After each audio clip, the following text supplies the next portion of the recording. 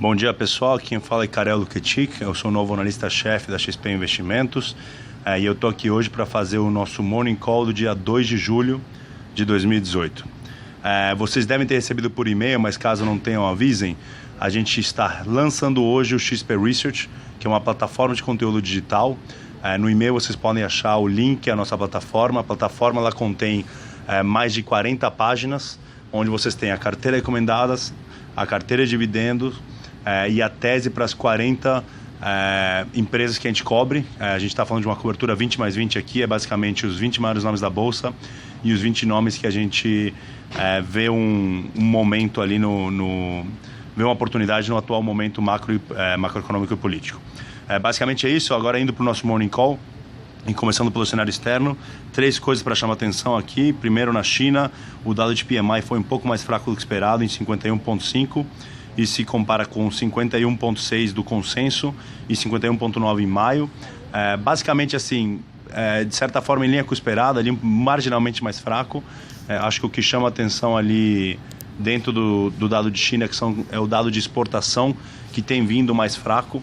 Isso pode refletir uma atividade econômica global desacelerando. A nossa expectativa é de fato uma desaceleração na margem à medida que entramos no segundo semestre, mas isso pode trazer um pouco de barulho ali para emergentes. Hoje, bolsas na Ásia estão caindo 1-2%. Na zona do euro, teve dado de PMI também um pouquinho mais fraco, 54,9 contra 55,5 no mês passado, mas do lado positivo, dados de desemprego caíram para 8,4 no lugar de 8,5 no mês passado. Apesar de uma queda pequena, a expectativa era de alta, então na margem é um dado que traz um pouquinho de alívio na zona do euro. Por último e não menos importante, a eleição do AMLO, Manuel López Obrador, no México, foi confirmada ontem com 53% dos votos. Ele é o primeiro candidato que não é de centro-direita no México desde os anos 20 e 30, tá? Então é uma eleição que já vinha já vinha indo nessa direção do AMLO aí nos últimos meses, então já está de certa forma precificado, mas curtíssimo prazo sempre traz um pouquinho de volatilidade a confirmação da notícia. Hoje a gente viu o peso um pouquinho mais depreciado na margem. Então no cenário externo é isso, lembrando, dado de China um pouquinho mais fraco, bolsas na Ásia caindo 1-2%, Europa, dado de PMI um pouquinho mais fraco, mas desemprego um pouco melhor, e por último o AMLO no México sendo eleito traz um pouquinho de volatilidade para emergentes. No cenário doméstico, no fronte político, mais notícias ao longo do final de semana sobre uma potencial aliança do Ciro e do PSB, falando de um vice para o Ciro vindo do PSB, e que o Ciro teria pedido, em troca disso, que a confirmação da aliança fosse feita ali até nas próximas 2-3 semanas, que seria antes do tempo usual, tá? O que a gente acha é que pelos próximos 20 dias a um mês não deve ter grandes novidades no campo político no Brasil.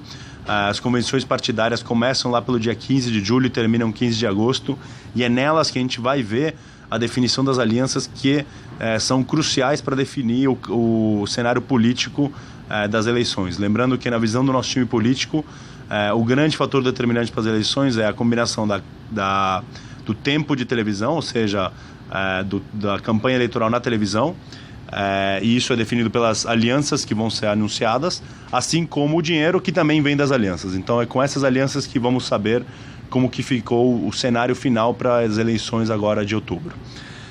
Basicamente é isso. No campo doméstico, no econômico, teve também o dado de inflação do Focus subindo de 4% para 4,16% esse ano. Apesar da alta aqui na margem até relativamente forte, isso já é esperado. Acho que é só uma questão dos bancos demorarem um pouco para atualizar os números. Na verdade, o que a gente viu foi uma desancoragem das expectativas em relação ao que para a inflação, com base nos dados agora da crise, da greve, mas ao mesmo tempo o Banco Central já vem sinalizando ali ao longo das últimas 2-3 semanas que a inflação é passageira, que é uma consequência da crise, e que eles esperam uma desaceleração da inflação agora ao longo dos próximos meses. Por último, e não menos importante, do lado das empresas, duas coisas. A Usiminas, de acordo com o valor econômico, teria anunciado um aumento de preço de 10%. A gente vê espaço para esse aumento ser implementado, é positivo para a empresa. A gente tem uma recomendação de compra da Usiminas e um preço-alvo de 12,5. As ações estão por volta de R$ 7 hoje. É um papel muito largado, pouca gente gosta hoje da história. Acho que trazer aqui uma notícia positiva que ajuda na percepção de resultados na margem deve dar um alento ali nas ações, no curtíssimo prazo. E por último, e não menos importante, acho que o grande ponto hoje no lado corporativo é o anúncio da reestruturação da BRF.